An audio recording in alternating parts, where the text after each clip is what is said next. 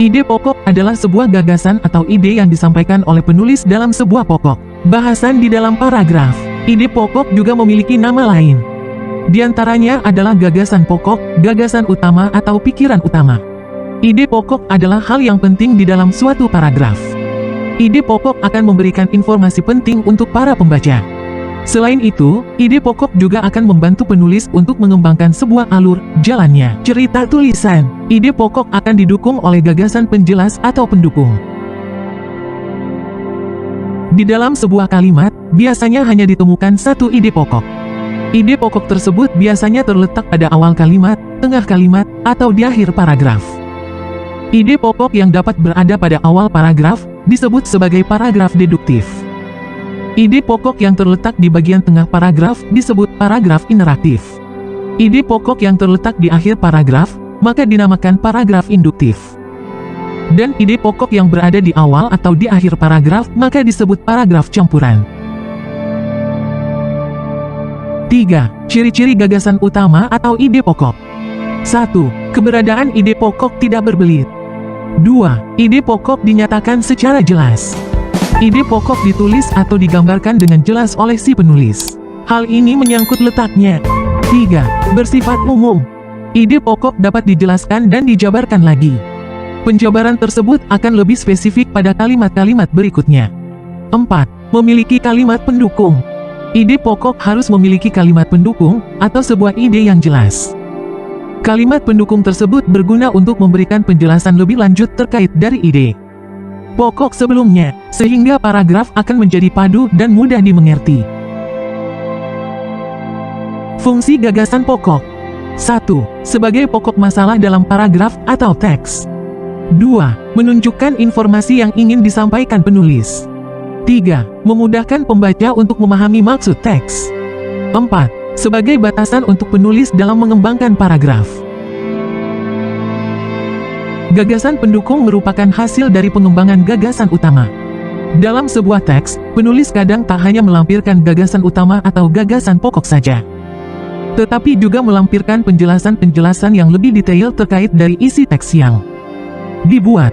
Gagasan pendukung ialah informasi yang merinci dan detail tentang keseluruhan isi dari tulisan atau karangan. Rincian tersebut disebut dengan supporting idea, yaitu informasi yang lebih spesifik yang dijabarkan oleh penulis untuk mengungkapkan gagasan utamanya.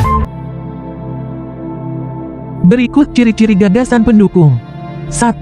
Memperdalam, memperjelas, merinci, dan mendetail dalam setiap kalimat yang sedang dijabarkan sesuai dalam kalimat utama.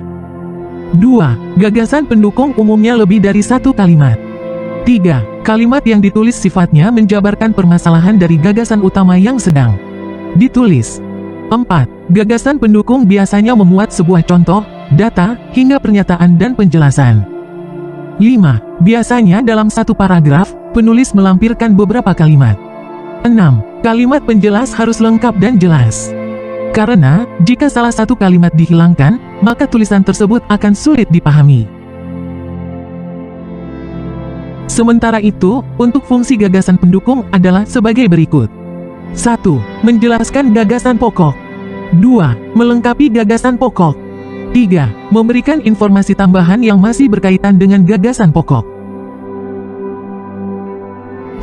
Terdapat beberapa cara yang bisa kamu lakukan dalam menentukan gagasan pokok dan gagasan pendukung. 1. Pertama-tama, tentu saja kamu harus membaca paragraf tersebut secara cermat dan utuh serta pahami maksud dari paragraf tersebut. 2. Teruslah membaca hingga kamu menemukan gagasan pokok dari paragraf tersebut. Gagasan pokok bisa diletakkan di awal atau akhir. Kemudian, cermati apakah kalimat tersebut merupakan gagasan pokok atau bukan. 3. Setelah menemukan gagasan pokok, kamu bisa menganalisis gagasan pendukungnya.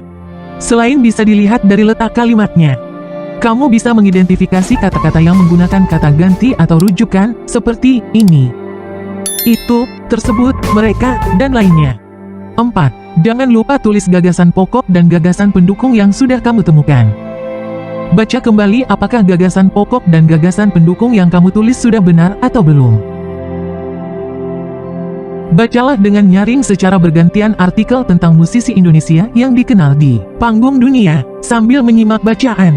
Catatlah sebanyak mungkin kata kunci atau informasi penting dan menarik di buku tulis kalian.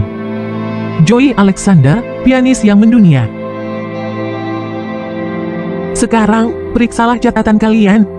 Tugas kalian berikutnya adalah membuat pertanyaan dari informasi yang kalian catat. Kalian akan menanyakan pertanyaan tersebut kepada teman sebangku. Kalian juga harus menjawab pertanyaan teman sebangku kalian. Jangan lupa untuk menanyakan pertanyaan secara bergantian.